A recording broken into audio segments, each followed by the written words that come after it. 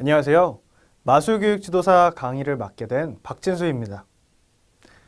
자, 이번 시간부터 저와 함께 마술교육지도사 과정에 대해서 필요한 것들, 어떤 것들이 있는지와 강의에 필요한 노하우들, 그리고 실제 마술하는 방법과 그 마술을 어떻게 가르쳐야 하는지 등등에 대해서 알아보도록 하겠습니다.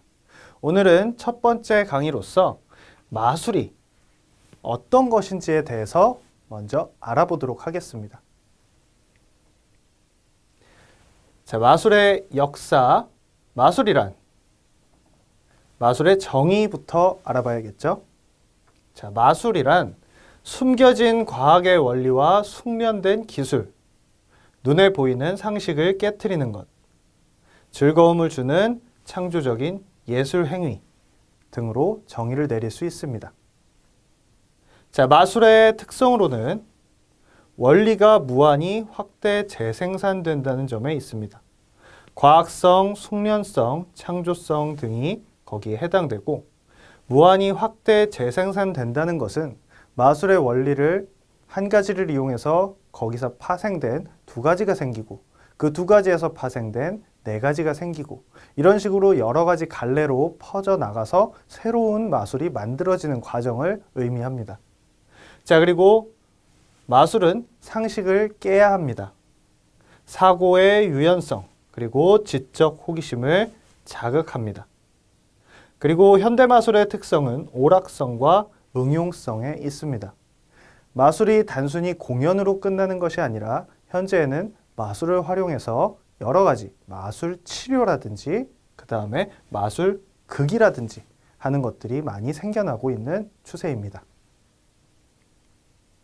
자, 그럼 마술의 역사에서 과거의 마술, 언제부터 마술이 생겼는지 한번 알아봐야겠죠.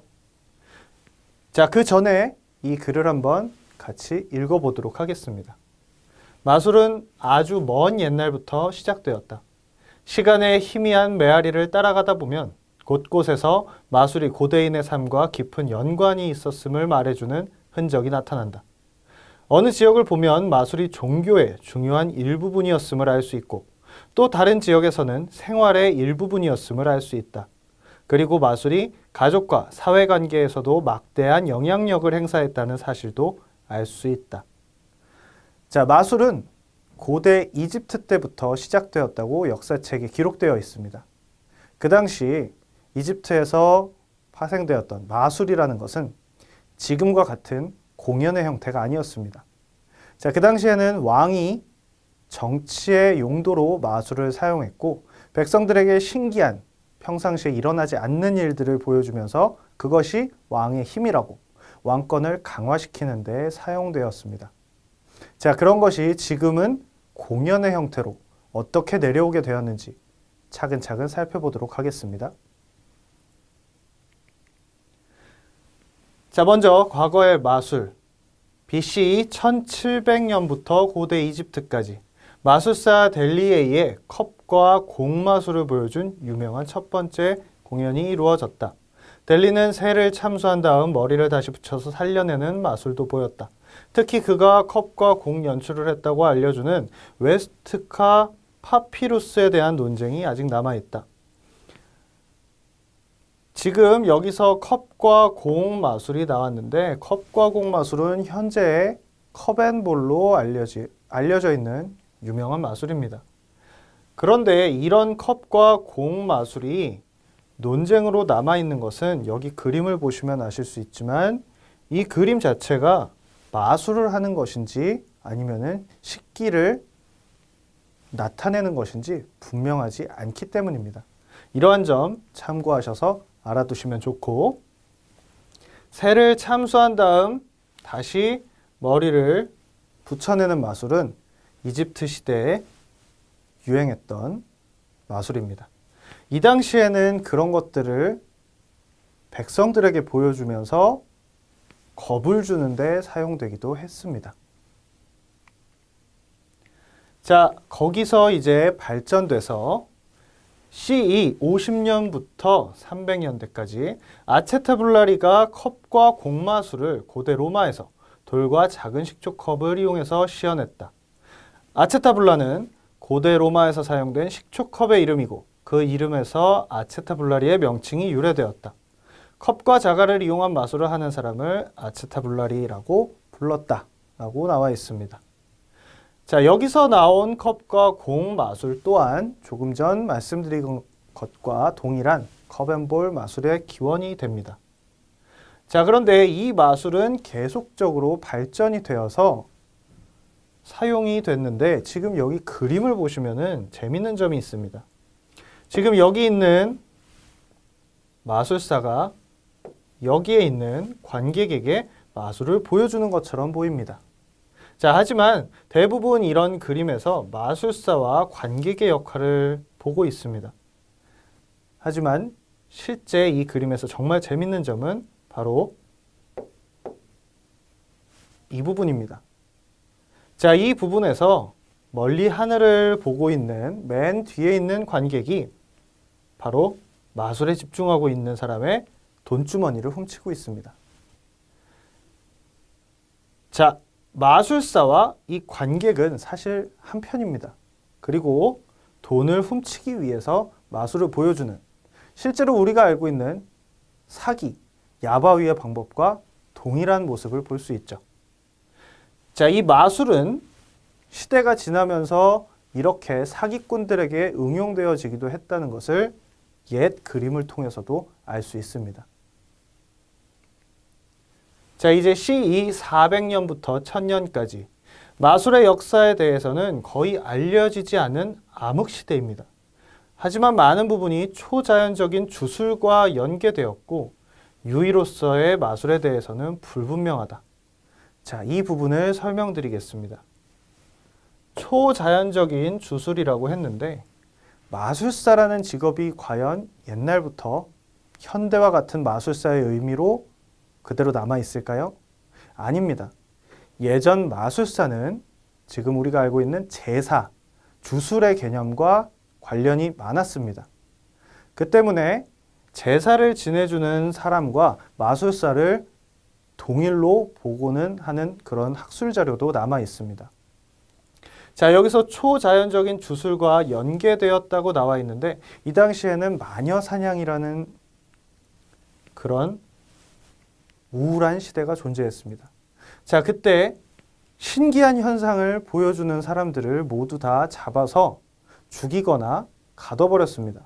자, 그렇기 때문에 이 당시에 사람들이 그런 마술적인 행동을 굉장히 기피했고 거기에 대해서 이 시대 때는 마술에 대한 것들이 역사로 많이 남아있지 않습니다. 그래서 유희로서의 마술에 대해서는 불분명하다고 적어 놓았습니다. 자, 이제 시대가 지나서 CE 1000년부터 1500년대까지 마술이 여전히 주술과 신비술과 연계되어 있는 중세시대입니다. 아직까지는.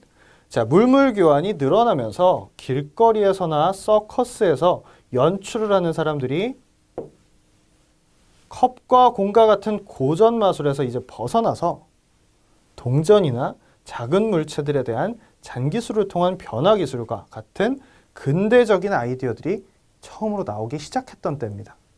자, 지금 우리가 알고 있는 마술이라 하면은 모자에서 토끼를, 그 다음에 비둘기를, 이런 마술들은 아직 이 시대 때는 유행하지 않았던, 그리고 나오지 않았던 마술입니다.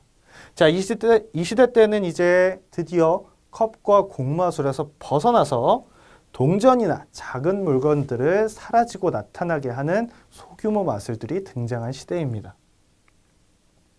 자, 이제 그런 과정들을 거쳐서 현대의 마술은 어떻게 변했는지 한번 살펴보겠습니다. 자, 20세기에 비약적인 진보를 이루며 서양에서 연달아 걸작이 발표됨. 자, 이 당시 1900년대를 얘기하는데 이 당시에는 굉장히 마술에 있어서 획기적인 때였다고 말씀드릴 수 있습니다.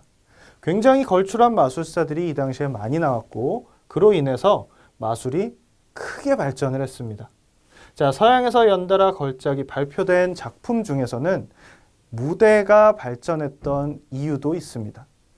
무대가 발전함에 따라서 그 무대에서 할 수 있는 마술이 다양해졌고 그로 인해서 가장 유명한 마술 중에 하나인 귀신 마술이 있습니다.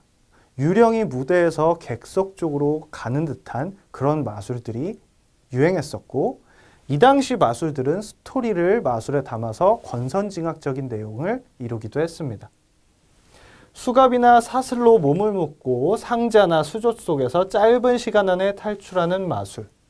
자, 이 마술 같은 경우에 대표적인 사람으로는 바로 미국의 후디니라는 마술사가 있습니다. 후디니 같은 경우에는 이 탈출 마술의 대가로 알려져 있습니다. 관객이 보는 앞에서 코끼리나 자동차를 없애는 마술. 자, 여러분도 한 번쯤은 들어보셨을지 모르겠지만 데이비드 카퍼필드라는 마술사가 있습니다. 바로 그 데이비드 카퍼필드가 TV에서 코끼리를 사라뜨리거나 그 다음에 자동차를 없애는 마술들을 해서 굉장히 유명해졌습니다. 그리고 퇴전톱으로 인체를 절단하였다가 다시 붙이는 마술, 심령술의 유행에 따라 붐을 일으킨 멘탈 매직, 미스 디렉션을 활용하여 심리적인 트릭을 교묘하게 이용하는 것이 특징인 마술들이 현대에 등장하기 시작했습니다. 멘탈 매직 같은 경우에는 아마 여러분들 보신 적이 있을 겁니다. 나우 유심이라는 영화에서 보시면은 심리를 이용한 마술이 등장합니다. 거기에 나온 것들이 바로 이 멘탈 매직이 됩니다. 그리고 현대 마술과 고대 마술의 가장 큰 차이점은 바로 이 미스 디렉션입니다. 관객의 생각, 관심, 시선 등을 분산시켜서 마술을 완벽하게 만드는 데 도움을 줍니다. 추후 강의에서 이 미스 디렉션에 대해서 자세하게 다뤄볼 예정입니다. 자, 마술의 역사가 그럼 어떤 의미를 가지는지 한번 알아보겠습니다. 마술이 고대인들에게 종교, 약학, 물리학, 의학, 심령술 등 다양한 분야의 의미와 역할을 가졌으며 신기한 마술은 언제나 사람들을 매혹시켰습니다. 근대와 고대의 마술은 현대 마술과는 굉장히 큰 차이가 있습니다. 현대에는 더 이상 좋은 마술, 나쁜 마술을 구분하지 않으며 그것이 신에게 부여받은 초자연적인 능력이라고도 생각하지 않습니다. 단지 오랜 세월 동안 사랑받아온 가장 재미있는 오락의 하나로 평가받습니다. 자, 여기서 얘기하는 좋은 마술과 나쁜 마술은 우리가 아마 판타지 소설에서나 보던 백마술과 흑마술을 얘기하는 겁니다. 하지만 이런 것들이 우스갯소리나 농담이 아닌 것이 예전에는 종교, 약학, 물리학, 의학, 심령술 등 제사장들이 하는 역할을 대신해서 수행했기 때문에 그런 부분들에 의해서 백마술과 흑마술 같은 개념들을 마술의 하나로 받아들여져서 내려오고 있습니다. 자, 그럼 두 번째로는 마술의 종류에 대해서 살펴보도록 하겠습니다. 마술은 여러분들이 아시는 것처럼 그냥 모두 합쳐서 마술이라고 하기도 하지만 그 마술에서는 각각 나눠져 있는 종류들이 존재합니다. 자, 그럼 여러분들이 어떤 마술이 여러분들이 보셨던 마술인지 생각하면서 살펴보시면 도움이 될 것 같습니다. 자, 첫 번째는 매니퓰레이션이라는 마술의 종류입니다. 다른 마술 종류보다 손기술이 많이 들어가는 종목이다. 카드, 공, 딤블, 숟가락이나 부채 및 우산 등을 생각 이상 많이 나오게 한다든지 현란한 손기술의 기교를 부리는 형식이다. 이야기의 형식을 넣기에는 많은 어려움이 따른다.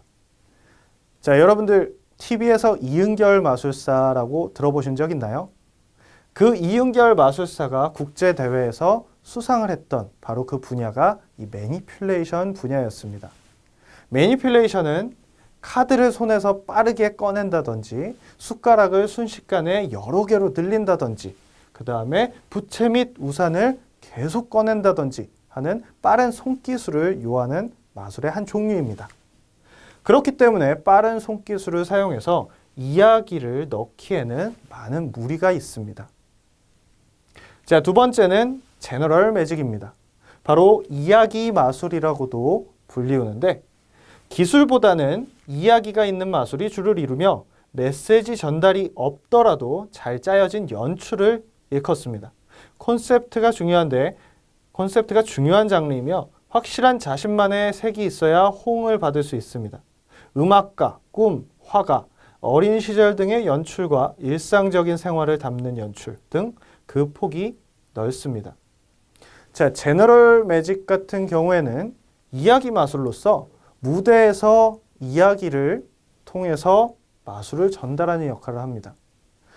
지금 여기 보면 음악가, 꿈, 화가, 어린 시절 등의 그런 연출이라고 했는데 음악가를 예를 들면은 음악에 관련된 드럼을 갑자기 꺼낸다든지 아니면 기타가 순식간에 생긴다든지 하는 음악가에 관한 컨셉으로 마술을 진행하거나 본인이 어렸을 때 가졌던 꿈에 대해서 마치 관객들에게 이야기를 하듯이 설명하는 그런 마술이 되겠습니다. 물론 무대에서 진행하는 거기 때문에 대사가 있거나 하진 않습니다. 행동과 마술만으로 스토리를 전달하는 데 큰 의의가 있다고 생각됩니다. 자, 세 번째는 마이크로입니다. 초근접 마술을 말하며 대상 인원은 4명 이내이다. 보이지 않는 실등을 이용하여 지폐를 띄우거나 카드가 스스로 움직이게 하는 등 진귀한 장면이 연출되는 장면을 볼 수 있다. 이 종목의 특징은 가까워도 트릭을 알아챌 수 없다는 것이 큰 매력이라 볼 수 있다. 자, 마이크로 매직 같은 경우에는 굉장히 가까운 거리에서 진행되기 때문에 많은 사람들에게 보여주는 데는 한계가 있습니다. 여기서도 설명이 나와 있지만 4명 이내의 사람들에게 보여준다고 합니다. 자, 4명 이내의 사람들에게 보여주려면 굉장히 가까운 거리에서 관객들마저 가까운 거리를 유지해야 됩니다. 그렇기 때문에 많은 사람들에게 보여줄 수 없고 멀리 있는 사람들에게 보여주기가 힘듭니다. 자, 이 마이크로 매직의 장점은 굉장히 가까운 상태에서 보지만 트릭을 알아챌 수 없다는 데 있습니다. 그래서 마이크로 매직이 굉장히 큰 매력을 끌기도 했습니다. 그리고 이러한 마이크로 매직의 큰 인기에 힘입어 클로즈업 매직이 등장했습니다. 10명 이내의 사람들에게 카드나 동전 따위의 작은 물건으로 가까운 거리에서 보여주는 근거리 마술이다. 보통 테이블이 있는 장소, 예를 들면 테이블이 있는 바 혹은 레스토랑에서 보여주는 마술의 한 종류이다. 자, 마이크로와는 조금 차이가 있게 인원이 늘어났습니다. 자, 마이크로는 너무 가까운 곳에서 보여주기 때문에 관객 수의 제한이 있을 수밖에 없습니다. 그렇기 때문에 조금 더 보고 싶은 관객들을 위해서 이런 클로즈업 매직이 등장을 했고, 클로즈업 매직이 아무래도 테이블에서 보여주는 데 초점이 맞춰져 있다 보니 그 마술은 바나 레스토랑 등에서 이루어지기가 매우 좋습니다. 자, 5번째는 팔러 매직이라고 불립니다. 자, 이 팔러 매직 같은 경우에는 국내에서는 찾아보기가 예전에 힘들었습니다.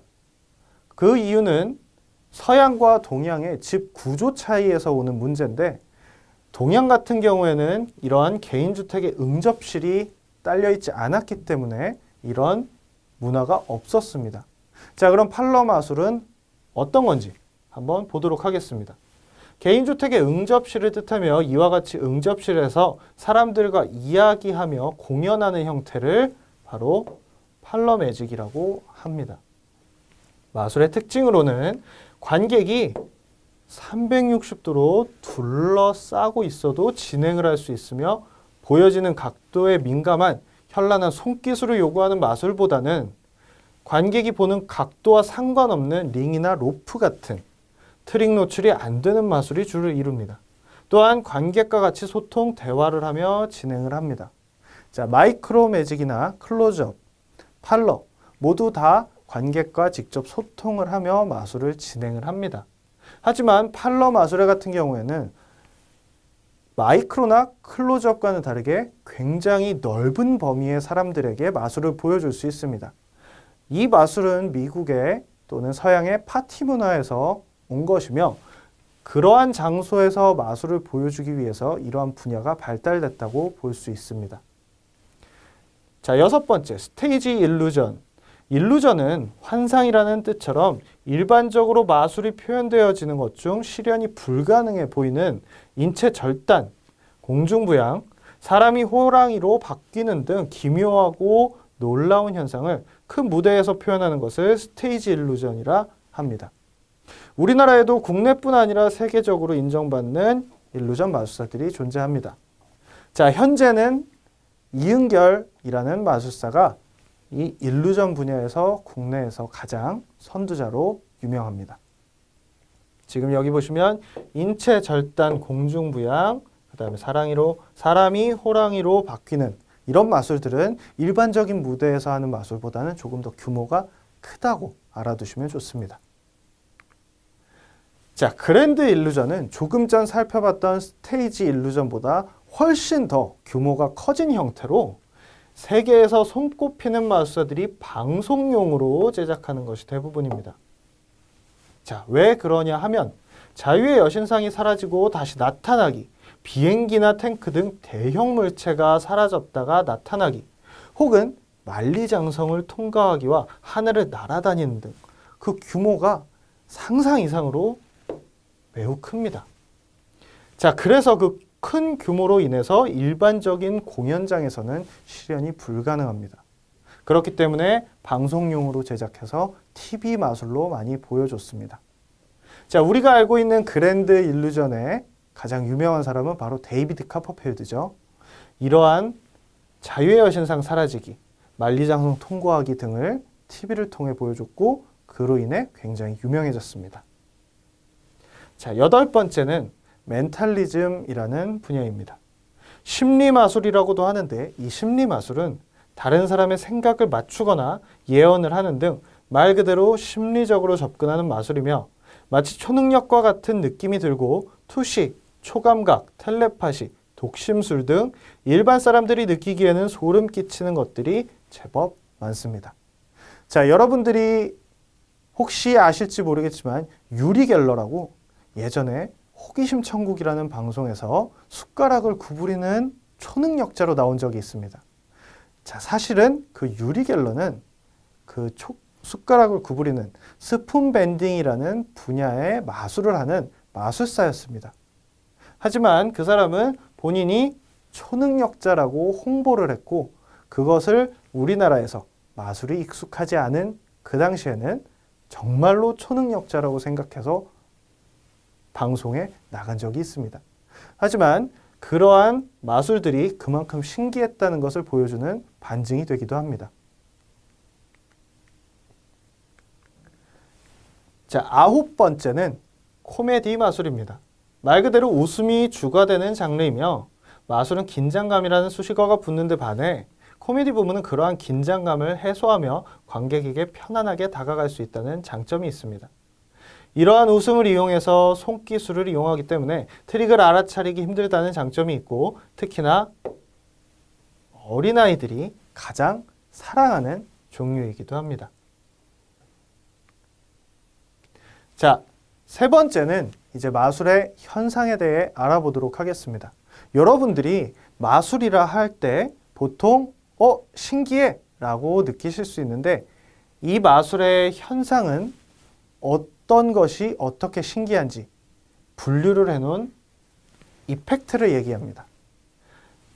다리엘 피츠키라는 마술사가 할 수 있는 모든 마술을 분석한 후 기본적인 마술 효과들을 총 19개의 현상으로 정리를 했습니다.